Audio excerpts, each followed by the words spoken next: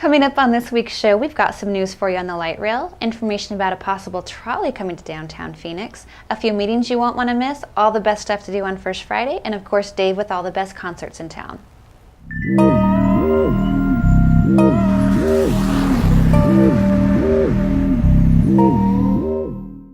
Hi, I'm Dave Burkhauser. I'm Jackie Johnson. And this is CenPho TV.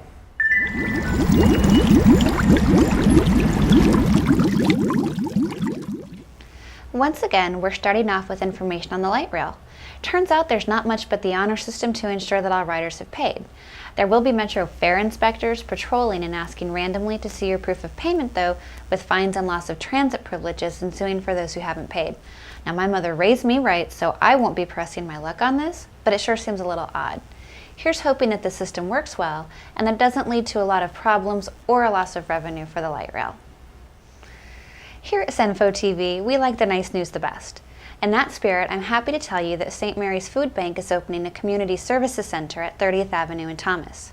St. Mary's Food Bank Alliance gathers and shares food to most of Arizona and is teamed with the Maricopa County Department of Public Health and the Arizona Department of Health Services to open the Women, Infant, and Children's Clinic.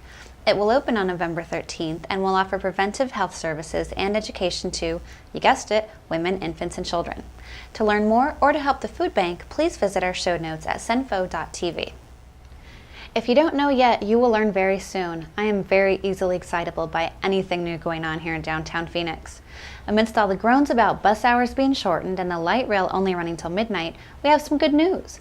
The City of Phoenix is talking to downtown business owners about the possibility of having a late-night trolley running similar to the one in Scottsdale. The Downtown Phoenix Partnership has sent a questionnaire to business owners to gauge interest and support in sharing the expense of the trolley, and they plan to discuss the details in a few weeks. If it's approved, the goal is to have the trolley up and running by January 1st. Now, I personally love this idea. I know downtown's small and nothing's all that far away, but let's face it, we're not in Manhattan, we don't walk for blocks, and a trolley would just be a blast.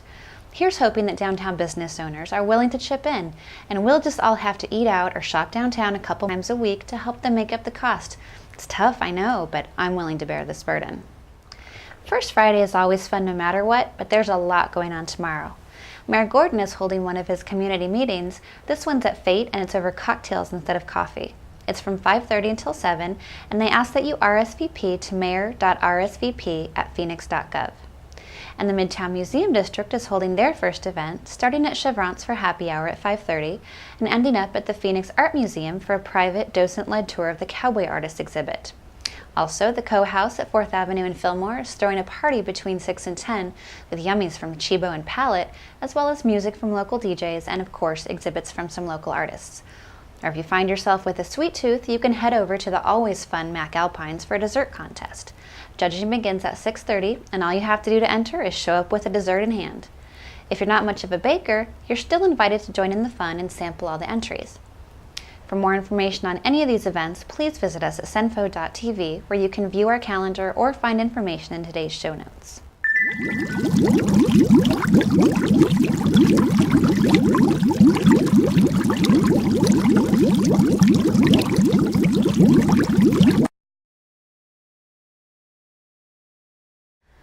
Looking for ways to be more informed and involved in Central Phoenix? Here's what you don't want to miss this week then. This Saturday is the monthly steering committee meeting of the Downtown Voices Coalition. It's held at the Roosevelt Commons Meeting Room and starts at 9:30 a.m. The Downtown Voices Coalition has been around for about 4 years now, and it's made up of residents, business owners, property owners, and community-based organizations who are interested in the revitalization of downtown Phoenix. There's also a public meeting scheduled on Thursday to discuss how best to connect the West Valley with Central Phoenix and all of its light rail stops, park and rides, and bus stations. Metro is planning to use the median of I-10 between the I-17 and 83rd Avenue for a light rail or bus rapid transit service connection from the West Valley, as well as other routes to connect to the state capitol and downtown Phoenix. If you'd like to ask questions or even just listen, you're welcome to attend this and future meetings. Next Thursday meeting is from 5 to 7 at Carpenters Union Training Center on 45th Avenue in McDowell. If you're interested, head over to CenPho.tv for the link to RSVP, or even if you can't attend, we've got an email address and a phone number that you can use to leave your comments. And now, here's Dave with all the can't-miss rock shows in the Valley this week.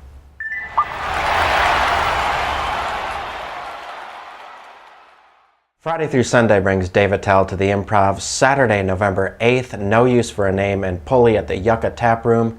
Monday the 10th, Local H and Electric 6 at the Clubhouse. Tuesday, November 11th, Ben Folds plays The Gamage at ASU and Katie Lang at Mesa Arts Center. And Thursday, November 13th, Deerhoof at the Clubhouse. Show to mark your calendar for: there will be a big block party on 5th Street between Roosevelt and Garfield featuring Sonorous, Drunken Immortals, Degentrification, fashion show, comedy show, and a whole lot more. 4 p.m. until 2 a.m. on Saturday, November 15th.